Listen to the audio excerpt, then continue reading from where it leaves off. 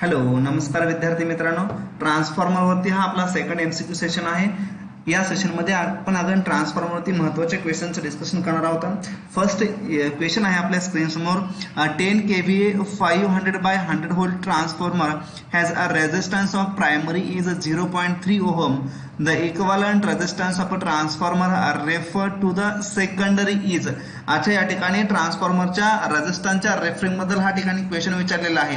आपल्याला माहिती पाहिजे जे काही रेफरिंग आपण करतो, जर रेफरिंग आपण सेकंडरी साइड पासून सेकंडरी टू प्रायमरी केलं तर आपल्याला माहिती पाहिजे जो काही रेझिस्टन्स आहे त्या रेझिस्टन्सला काय करायचं, resistance R2 divided by K square, where K is nothing but transformation ratio.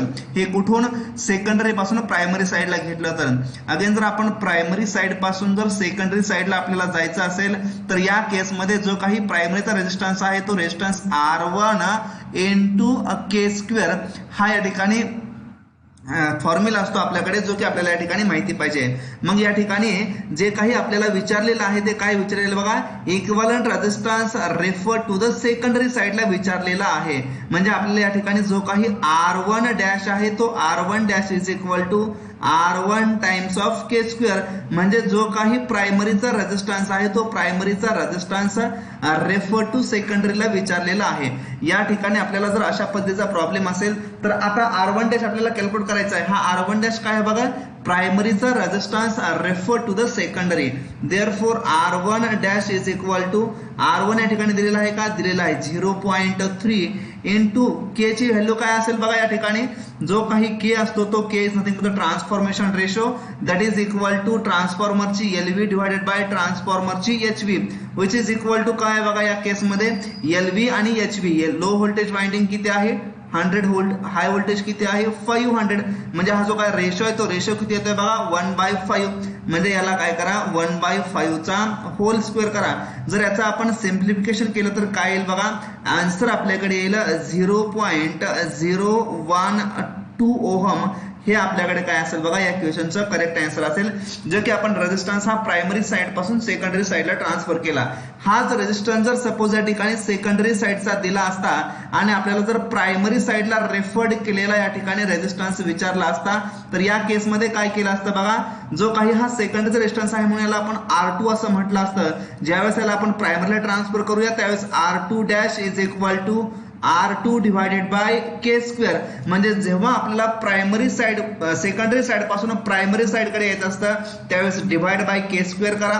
म्हणजे K हा या ठिकाणचा काय तर ट्रान्सफॉर्मेशन रेशो आहे which is equal to LV divided by HV. आणि जेव्हा आपल्याला प्रायमरी साइड कडून सेकंडरी साइड कडे जायचं असतं तेव्हा मल्टिप्लाय करा या ठिकाणी K स्क्वेअरनं. मग या ठिकाणी रेझिस्टन्स असू द्या, त्याचबरोबर इंडक्टन्स असू द्या म्हणजे इंडक्टिव्ह रिॲक्टन्स असू द्या किंवा इम्पिडन्स असू द्या, या सगळ्या क्वांटिटीला काय करायचं, सेम फॉर्म्युला यूज करायचा. अगेन ज्यावेळेस व्होल्टेज असेल त्या व्होल्टेजला या ठिकाणी K स्क्वेअर न मल्टिप्लाय आणि डिवाइड न करता, जर व्होल्टेज असेल तर व्होल्टेजला फक्त K न मल्टिप्लाय आणि डिवाइड करायचं. अगेन करंट असेल तर करंटला या ठिकाणी फक्त आणि फक्त K न मल्टिप्लाय आणि डिवाइड करायचं. अगेन व्होल्टेज प्रायमरी पासून सेकंडरीला रेफर करत असेल तर त्याला K न मल्टिप्लाय करा. व्होल्टेज हे सेकंडरी पासून प्रायमरीला घ्यायचं असेल त्याला K ने डिवाइड करा. पण करंटच्या बाबतीमध्ये एक्झॅक्ट काय करायचं बघा, अपोजिट करायचं. म्हणजे जेव्हा करंट हा I1 डॅश म्हणतोय म्हणजे प्रायमरी पासून सेकंडरीला करंट जातोय त्यावेळेस I1 डिवायडेड बाय याला K करायचं. आणि ज्यावेळेस आपण I2 डॅश असं म्हणतोय म्हणजे हा करंट कुठला आहे, सेकंडरीचा करंट प्रायमरीला रेफर करतोय, त्या केसमध्ये I2 इंटू K करायचं. फक्त हे करंटच्या बाबतीमध्ये गोष्ट उलटी आहे, एवढं फक्त लक्षात ठेवायचं. ओके, या क्वेश्चनचं करेक्ट आन्सर काय असेल बघा 0.012 ओहम असेल. ही गोष्ट आपण या ठिकाणी लक्षात ठेवायची आहे. नेक्स्ट MCQ याच्यावरती आपण पाहूया. अगेन क्वेश्चन हा रेफरिंग वरतीच दिलेला आहे बघा. If a 2200 volt by 220 volt 60 hertz single phase transformer has a primary and secondary resistance of 100 ohm and 10 ohm respectively, then the value of the equivalent resistance of the transformer referred to the primary side and secondary side respectively. Okay, या केसमध्ये काय केलेलं आहे बघा, ट्रान्सफॉर्मरच्या primary आणि सेकंडरीच्या value दिलेल्या आहेत. फॉर एक्झाम्पल रेझिस्टन्सची व्हॅल्यू दिलेला आहे, आपण ट्रान्सफॉर्मरची प्रायमरी वाइंडिंग अशा पद्धतीने ड्रॉ करूया, त्याचबरोबर ट्रान्सफॉर्मरची सेकंडरी वाइंडिंग आपण अशा पद्धतीने ड्रॉ करूया. R1 ची व्हॅल्यू दिलेली आहे 100 ओहम, फक्त रेजिस्टन्स दिलेला आहे म्हणून आपण रेजिस्टन्सची फिगर ड्रॉ केलेली आहे. R2 दिलेला आहे 10 ओहम दिलेला आहे. ओके, या ठिकाणी ट्रान्सफॉर्मरचे रेशो काय दिलेला आहे बघा, 2200 डिवायडेड बाय 220 व्होल्ट. हा आहे ट्रान्सफॉर्मरचा रेशो दिलेला आहे. यानुसार के काय येईल बघा, 220 divided by 2200 which is equal to 1/10 येईल. ओके, म्हणजे जो काही के असेल तो के काय येईल बघा, 1/10 येईल. आता या ठिकाणी आपल्याला सांगितलेलं आहे equivalent resistance of the transformer refer to the primary side and secondary side.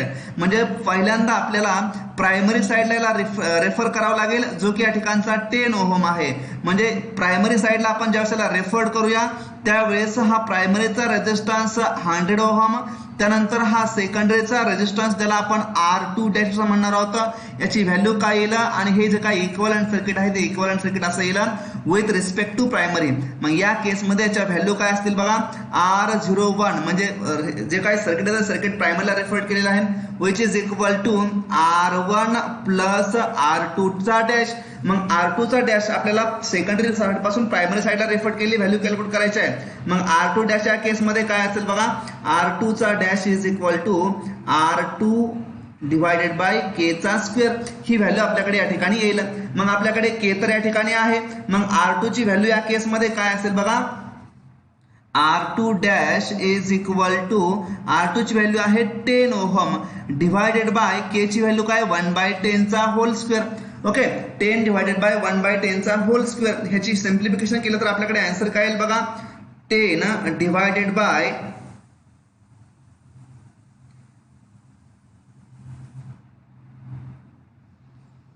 याचं सिम्प्लिफिकेशन करा. सिम्प्लिफिकेशन केल्यानंतर हा काय होईल बघा, 1 डिवायडेड बाय 10 म्हणजे 1 डिवायडेड बाय 100 होईल याचा स्क्वेअर केल्यानंतर.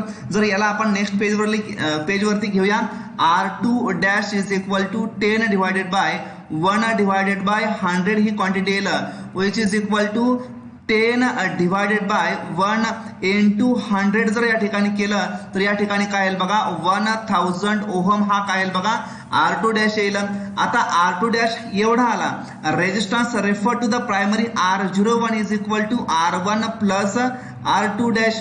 आता R1 आपल्याकडे आहे already 100 ohm plus R2 dash ची व्हॅल्यू आली 1000 ohm which is equal to 1100 ohm म्हणजे 1100 ओहम आपल्याकडे काय येईल बघा, resistance refer to the primary येईल. सिमिलर फॅशन मध्ये या क्वेश्चन मध्ये त्यांनी विचारलेलं आहे resistance refer to the secondary साइडला रेफर केला रेझिस्टन्स काय असेल. म्हणजे या ठिकाणी हे प्रायमरीचं सर्किट झालं. जर रेझिस्टन्स आपल्याला सेकंडरी साइडला रेफर करायचा असेल तर त्या केसमध्ये काय असेल बघा, ओके, सेकंडरी साइडला रेफर करायचं आहे. म्हणजे जे काही सर्किट असेल ते सर्किट कसं असेल बघा, सेकंडरी साइडला आपण रेफर करतोय. ओके, हे ट्रान्सफॉर्मरची वाइंडिंग झाली. या ठिकाणी याचा ऑलरेडीचा रेजिस्टन्स R2, त्यानंतर याचा R1 डॅश का, कारण आपल्याला R1 ला कुठं करायचं आहे, सेकंडरी साइडला रेफर करायचं आहे. मग या केसमध्ये इक्वलंट रेजिस्टन्स काय असेल, R02 is equal to R2 plus R1 dash. या ठिकाणी R1 डॅश ची व्हॅल्यू काय येईल बघा, R1 times of K square. R1 ची व्हॅल्यू आपल्याकडे आहे का, आहे 100 इंटू के ची व्हॅल्यू आहे का 1 डिवायडेड बाय 100 येईल. म्हणजे 1 डिवायडेड बाय 10 चा या ठिकाणी होल स्क्वेअर येईल. Okay, which is equal to 100 divided by 100 येईल which is equal to 1 ohm येईल. म्हणजे R1 dash is equal to 1 ohm आला. आता या ठिकाणी R1 डॅश ची व्हॅल्यू ठेवली तर R2 ची व्हॅल्यू ऑलरेडी किती आहे, या ठिकाणी R2 ची व्हॅल्यू ऑलरेडी 10 आहे प्लस या ठिकाणी 1 म्हणजे 10 plus 1 which is equal to काय होईल बघा, 11 इज द राईट आन्सर. म्हणजे ज्यावेळेस आपण रेजिस्टन्स हा सेकंडरीला रेफर करूया त्या केसमध्ये याचं करेक्ट आन्सर काय असेल बघा, 11 ओहम असेल. म्हणजे resistance refer to the primary ज्यावेळेस आपण करूया त्यावेळेस त्याचा आन्सर आहे 1100 ओहम आणि ज्यावेळेस आपण सेकंडरी साइडला इक्वलंट रेजिस्टन्स कॅल्क्युलेट करूया त्यावेळेस त्याचा आन्सर आहे 11 ohm. Option number 3 is the right answer. Okay, जे काही IBPS ने आता रिसेंटली एक्झाम कंडक्ट केली होती ट्रान्सपो एची, त्या एक्झाम मध्ये सेम अशा पद्धतीचा क्वेश्चन या ठिकाणी रेफरिंग वरती आला होता. फक्त या ठिकाणी जो काही डेटा होता डेटा चेंज होता. ओके, या गोष्टी आपल्याला या ठिकाणी लक्षात ठेवायच्या आहेत. नेक्स्ट MCQ आपण पाहूया याच्यावरती. A single phase 22 kVA 2200 by 220 volt 50 hertz distribution transformer is to be connected as an auto transformer to get an output voltage of 2420 volt. It's a maximum kVA rating as an auto transformer. Okay, या ठिकाणी काय दिलेलं आहे बघा, जे काही 2200 divided by 220 व्होल्टचा auto transformer आहे आणि याला त्यांनी अशा पद्धतीने कनेक्ट केलेलं आहे की जे काही आउटपुट व्होल्टेज आहे ते output voltage is equal to 2402 volt, म्हणजे 2400 व्होल्ट हे आउटपुट व्होल्टेज आहे. म्हणजे या केसमध्येच इनपुट व्होल्टेज काय असेल बघा, जर इनपुट व्होल्टेज आपण सपोज या ठिकाणी 2200 व्होल्ट मानलं ट्रान्सफॉर्मरचं, तर आउटपुट व्होल्टेज काय आहे बघा, हे 2200 प्लस या ठिकाणी 220, 2200 प्लस 220 इज इक्वल टू 2420. म्हणजे अशा पद्धतीने ट्रान्सफॉर्मरचं कनेक्शन केलेलं असेल की ज्याची जी काही प्रायमरी आहे त्या प्रायमरीला या ठिकाणी 2200 व्होल्ट असेल आणि जी काही ट्रान्सफॉर्मरची सेकंडरी साइड आहे त्या सेकंडरी साइडला या ठिकाणी 220 व्होल्ट असेल आणि आउटपुट साइडला जे काही व्होल्टेज आहे ते व्होल्टेज किती येईल बघा, 2420 व्होल्ट येईल. म्हणजे याची जी काही पोलॅरिटी आहे ती पोलॅरिटी अशा पद्धतीने असेल बघा, या ठिकाणी मायनस प्लस मायनस प्लस, इथून करंट काय करेल बघा, लिव्ह करण्याचा प्रयत्न करेल. म्हणजे या एक ठिकाणी डॉट असेल आणि या एक ठिकाणी डॉट असेल. जर या डॉट मधून करंट हा लिव्ह करत असेल तर या डॉट मधून करंटला काय केलं पाहिजे, त्यांना एंटर केलं पाहिजे. म्हणजे ऑटो ट्रान्सफॉर्मरचं प्रिन्सिपल कसं असतंय, जर एका डॉट मधून करंटनं लिव्ह केलेलं असेल तर त्यानं दुसऱ्या डॉट मध्ये काय करायला पाहिजे, एंटर करायला पाहिजे. आणि इथून जो काही येणारा करंट आहे तो करंट काय असेल बघा, या दोन्ही करंटची सम असेल. ओके, हे झालं बेसिक ऑटो ट्रान्सफॉर्मरचं वर्किंग प्रिन्सिपल. मग या केसमध्ये आपल्याला काय करायला सांगितलेलं बघा, ही पोलॅरिटी कशी झाली, जर आउटपुटला आपण या ठिकाणी केव्हीएल अप्लाय करायला गेलो तर हे 2200 प्लस 220 इज इक्वल टू 2420 हे आउटपुट साइडला भेटते. म्हणजे ही पोलॅरिटी कशी असेल या केसमध्ये करेक्ट असेल. ओके, एवढ्या सगळ्या गोष्टी आपल्याला याच्यातून कळल्या. मग या क्वेश्चनचं सोल्युशन आपल्याला कॅल्क्युलेट करायचं आहे तर आपल्याकडे दोन पद्धती असतात. एक आपण आता जस्ट पाहिलं, इनपुट साइडचा करंट आउटपुट साइडचा करंट कॅल्क्युलेट करा.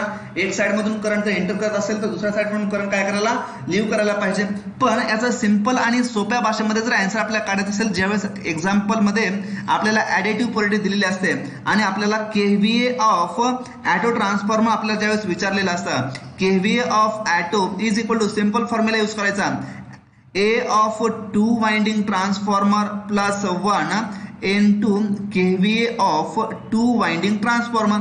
आता ए ऑफ 2 वाइंडिंग ट्रान्सफॉर्मर काय असतो, A of 2 winding transformer is equal to, म्हणजे हा काय तर टर्न रेशो आहे कुणाचा, 2 वाइंडिंग ट्रान्सफॉर्मरचा. 2 वाइंडिंग ट्रान्सफॉर्मर कोणता आहे, जो काही एक्झाम मध्ये दिलेला ट्रान्सफॉर्मर असेल त्याला की ऑटो ट्रान्सफॉर्मर मध्ये कन्वर्ट करायचा आहे. ऑटो ट्रान्सफॉर्मर मध्ये एक सिंगलच वाइंडिंग असते जो की 2 वाइंडिंग ट्रान्सफॉर्मर पासून डिफरंट असतो.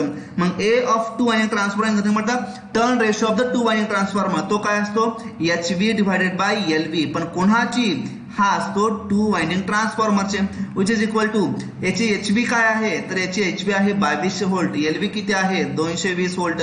याचं सिम्प्लिफिकेशन करा, काय येईल 10 येईल. आता या सगळ्या व्हॅल्यू जर याच्यामध्ये ठेवल्या तर स्ट्रेट फॉरवर्ड आपल्याकडे आन्सर येईल, ए ऑफ 2 वाइंडिंग ट्रान्सफॉर्मर 10 प्लस या ठिकाणी 1 करा into kV of 2 winding transformer या ठिकाणी किती आहे दिलेलं असेल एक्झाम्पल मध्ये, किती आहे 22 केव्ही आहे. ओके, म्हणजे 11 इंटू 22 करा विच इज इक्वल टू काय बघा 242 केव्ही आहे. हे मॅक्झिमम रेटिंग येईल KV rating. Option number 3 is the right answer. म्हणजे काय बघा, जो काही 22 केव्हीचा 2 वाइंडिंग ट्रान्सफॉर्मर होता त्या 2 वाइंडिंग ट्रान्सफॉर्मरची मॅक्झिमम आउटपुट केव्ही रेटिंग किती आली, ज्यावेळेस त्याला आपण ऑटो ट्रान्सफॉर्मर म्हणून कनेक्ट केलं तर 242 केव्हीए ही त्याची काय आली मॅक्झिमम रेटिंग आली. म्हणजे ऑटो ट्रान्सफॉर्मरचं हे ऍडव्हान्टेजेस आहे की स्मॉल केव्ही पासून आपण जो काही ट्रान्सफॉर्मरला लार्ज केव्ही मध्ये कन्वर्ट करू शकतो. ओके, याचा आन्सर असेल ऑप्शन नंबर 3. ओके, आपण नेक्स्ट एमसीक्यू याच्या बद्दल पाहूया. 50 kVA transformer has a core loss of 500 watt and a full load copper loss of 900 watt. The load at which the efficiency is the maximum. Again, जे काही maximum इफिशियन्सीच्या केसमध्ये जो काही kV असेल त्या केव्ही बद्दल या ठिकाणी क्वेश्चन विचारलेला आहे. मग या ठिकाणी एक फॉर्म्युला असतो केव्हीए ऍट इफिशियन्सी मॅक्झिमम, म्हणजे KVA at maximum efficiency is equal to given KVA into X असतो. मग या ठिकाणचा एक्स काय असतो तर या ठिकाणचा एक्स असतो ratio of under root of ratio of constant losses PI divided by full load copper losses. म्हणजेच या ठिकाणचा जो काही एक्स असेल तो एक्स काय बघा under root of iron loss divided by copper लॉसचा रेशो असतो.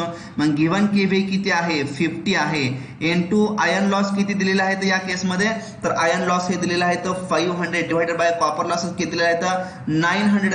ओके यांचं जर सिम्प्लिफिकेशन केलं तर आपल्याकडे आन्सर येईल जे काही केव्ही आहे ऍट अ गिव्हन लोड किंवा ऍट अ मॅक्सिमम एफिशियन्सी तर ते केव्ही आपल्याकडे येईल 37.75 केव्हीए हे येईल मॅक्सिमम एफिशियन्सीच्या केसमध्ये. आता या ठिकाणी फुल लोड कॉपर लॉसेस दिलेला आहे तर मग या ठिकाणी मॅक्सिमम एफिशियन्सीच्या केसमध्ये जे काही कॉपर लॉसेस असतील ते copper losses iron losses PI is equal to X square times of PCU यावरून X square is equal to PI divided by PCU. Therefore x is equal to PI divided by PCU. पण कसं हे under route मध्ये इथून हा x येतो ही गोष्ट आपल्याला या ठिकाणी लक्षात ठेवायची आहे मॅक्सिमम एफिशियन्सीच्या केसमध्ये. या क्वेश्चनचा करेक्ट आन्सर काय असेल option number second is the right answer असेल. नेक्स्ट क्वेश्चन आपण या ठिकाणी पाहूया जे की याचं सोल्युशन दिलेलं आहे 37.27 kVA. ओके नेक्स्ट क्वेश्चन आपल्या स्क्रीन समोर आहे. The full load copper loss and iron losses of a transformer are 6400 watt and 5000 watt respectively. The copper losses and the iron losses at half load will be. आता आपल्याला माहिती पाहिजे जे काही iron losses आहेत ते iron losses are always constant irrespective of the load. मग ते कोणताही लोड असू द्या हाफ लोड असू द्या फुल लोड असू द्या म्हणजे या ठिकाणी जे काही आयर्न लॉसेस दिलेले आहेत ते आयर्न लॉसेस या ठिकाणी किती दिले आहेत बघा 5000 वॅट दिलेले आहेत. मग आयर्न लॉसेस ऑलवेज किती असतील बघा 5000 वॅट असतील. आता या ठिकाणी आपल्याकडे एक फॉर्म्युला असतो कॉपर लॉसेसच्या केसमध्ये. कॉपर लॉसेस हा कसा आहे व्हेरिएबल लॉस आहे ट्रान्सफॉर्मर मध्ये तो कसा आहे तर लोड वरती डिपेंड आहे. मग copper losses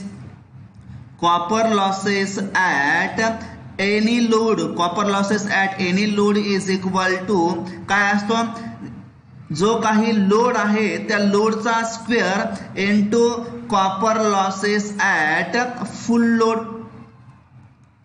okay for example copper losses at half load म्हणजे PCU at half load is equal to काय असतील जो काही लोड आहे त्या लोडचा स्क्वेअर म्हणजे 1/2 चा square into PCU at full load. हा फॉर्म्युला आपल्याकडे असतो. आता या ठिकाणी आपल्याला हाफ लोडला कॉपर लॉसेस विचारले आहेत का जे काही कॉपर लॉस आहे copper losses at half load विचारलेले आहेत म्हणजे PCU at half load is equal to 1/2 चा whole square into full load copper losses दिलेले आहेत का तर दिलेले आहेत किती 6400. जर याचं सिम्प्लिफिकेशन केलं तर आपल्याकडे येईल 1/4 इंटू 6400 याचा आन्सर येईल आपल्याकडे 1600 वॅट. सिम्प्लिफिकेशन केलं तर आपल्याला copper losses at half load येतील 1600 वॅट. मग यांनी क्वेश्चन कसा विचारलेला आहे copper losses and iron losses at half load will be respectively. मग कॉपर लॉसेस किती असतील बघा कॉपर लॉसेस हे 1600 वॅट असतील आणि आयर्न लॉसेस किती असतील 5000 वॅट असतील जे की या ठिकाणी कॉन्स्टंट असतील. Option number 5 is the right answer in this case. Okay next question आहे the thickness of the transformer core lamination is. Transformer core लॅमिनेशनची जी काही थिकनेस असते थिकनेस किती असते बघा जनरली असते 0.35 पासून 0.5 mm पर्यंत असते. म्हणजे जेवढी थिकनेस या ठिकाणी कमी असेल तेवढी एडी करंट लॉसेस या ठिकाणी काय असतील कमी असतील. ही गोष्ट आपल्याला या ठिकाणी लक्षात ठेवायची आहे. Option number first is the right answer असेल या केसमध्ये. ओके अशा पद्धतीच्या MCQचं आपल्याला ट्रान्सफॉर्मरवरती डिस्कशन करता आलं पाहिजे. अगेन महत्वाचा MCQ ट्रान्सफॉर्मरवरती जो की व्होल्टेज रेग्युलेशनच्या बाबतीमध्ये असतो तो क्वेश्चन या ठिकाणी आपण पाहूया. Okay a transformer possesses a percentage resistance and percentage reactance of 1% and 4% respectively. Its voltage regulation and power factor 0.8 lagging and leading will be. आपल्याला व्होल्टेज रेग्युलेशन या ठिकाणी विचारलेलं आहे कुठं 0.8 पॉवर फॅक्टर कुठं पण लॅगिंग लोडला आणि लीडिंग लोडला या ठिकाणी विचारलेलं आहे.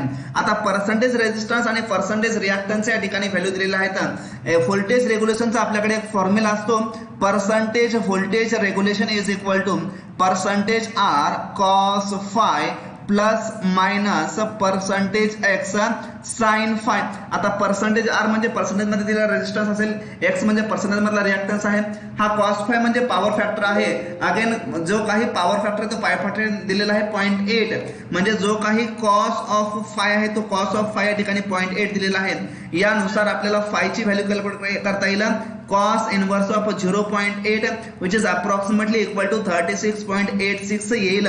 ओके, जर ही व्हॅल्यू अशी आली तर यानुसार साइन ऑफ 36.86 जर केलं तर आपल्याकडे अप्रॉक्सिमेट व्हॅल्यू येते 0.86. ओके, ह्या गोष्टी आपल्याला ठिकाणी अशा पद्धतीने कॅल्क्युलेट करता यायला पाहिजे. तर पण हे जे काय 0.8 लॅगिंग आहे आणि 0.8 लीडिंग आहे हे मोस्ट कॉमन एक्झाम्पल मध्ये येतच, त्यामुळे 0.8 पॉवर फॅक्टर दिला असेल तर sine phi is equal to 0.6 घ्यायचा आणि तो आपण लक्षातच ठेवायचा. ओके, अशा पद्धतीच्या व्हॅल्यू याच्यामध्ये दिलेल्या आहेत. मग या व्हॅल्यूनुसार आपल्याला काय काय कॅल्क्युलेट करता येईल बघा. आपल्याकडे कॉस फाय झाला, फायची व्हॅल्यू झाली, साइन फायची व्हॅल्यू दिली. आता फर्स्ट या ठिकाणी प्लस साइन आहे आणि या ठिकाणी मायनस साइन आहे. मग प्लस साइन कधी घ्यायचं आणि मायनस साइन कधी घ्यायचं. जे काही प्लस साइन असतं ते plus sign is always used for the leading power factor load and minus sign is always used for the plus sign जे काय आहे ते plus sign is always used for the lagging power factor load. Okay, या ठिकाणी correction करा. जे काय plus sign असेल ते plus sign is always used for the lagging power factor load and minus sign is always used for the leading power factor load. Okay, मग अशा पद्धतीने असेल तर आपण या ठिकाणी पर्सेंटेज मध्ये व्हॅल्यू या ठिकाणी ठेवून पाहूया. जो काही व्होल्टेज रेग्युलेशनचा फॉर्म्युला आहे, व्होल्टेज रेग्युलेशन फर्स्ट केस आपण घेऊया at lagging power factor load. Lagging power factor किती आहे? 0.8 लॅगिंग आहे.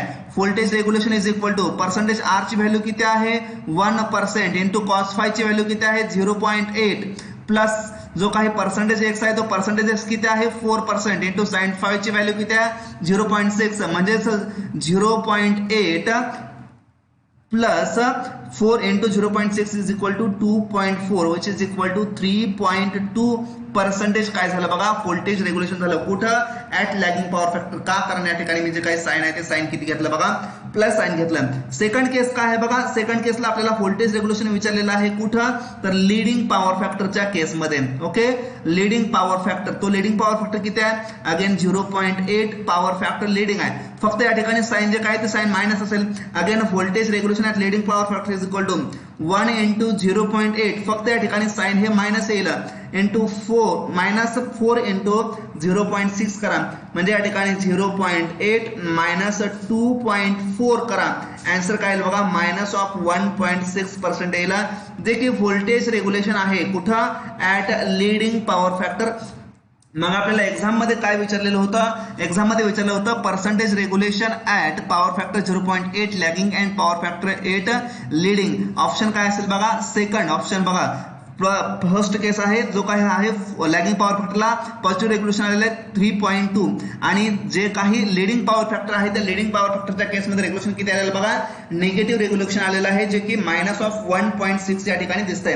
आणखी याच्याबद्दल महत्वाचं आपल्याला काय सांगता येईल बघा. हे रेग्युलेशन या ठिकाणी जर आपण विचार करायला गेलो तर जो काही लॅगिंग पॉवर फॅक्टर आहे त्या लॅगिंग पॉवर फॅक्टरला रेग्युलेशनची जी काही व्होल्टेज रेग्युलेशनची जी काही व्हॅल्यू आहे ती व्हॅल्यू कशी आहे बघा पॉझिटिव्ह आहे.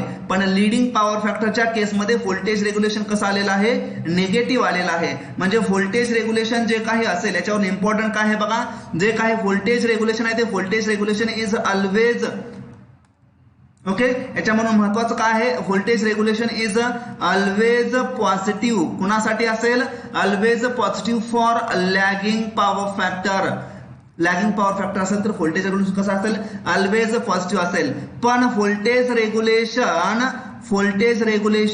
मे बी काय बघा पॉझिटिव्ह असेल निगेटिव्ह असेल और झिरो असेल. कुणाच्या केसमध्ये in case of leading power factor load. Leading power factor load म्हणजे व्होल्टेज रेग्युलेशन हे पॉझिटिव्ह आले असेल लॅगिंग पॉवर फॅक्टर लोड साठी आणि व्होल्टेज रेग्युलेशन जर लीडिंग पॉवर फॅक्टर असेल तर इट मे बी पॉझिटिव्ह असेल इट मे बी निगेटिव्ह असेल इट मे बी झिरो असेल in case of leading power factor. मग आपल्याला एक्झाम मध्ये क्वेश्चन असतो की व्होल्टेज रेग्युलेशन झिरो कुठे पॉसिबल आहे तर व्होल्टेज रेग्युलेशन झिरो हे फक्त पॉसिबल आहे ऍट ओनली लीडिंग पॉवर फॅक्टरच्या लोड मध्ये. अगेन एक्झाम मध्ये क्वेश्चन असतो की व्होल्टेज व्होल्टेज रेग्युलेशन निगेटिव्ह कुठं पॉसिबल आहे, तर again voltage regulation is possible negative at म्हणली कुठं, तर लिडिंग पॉवर फॅक्टरच्या लोड मध्ये.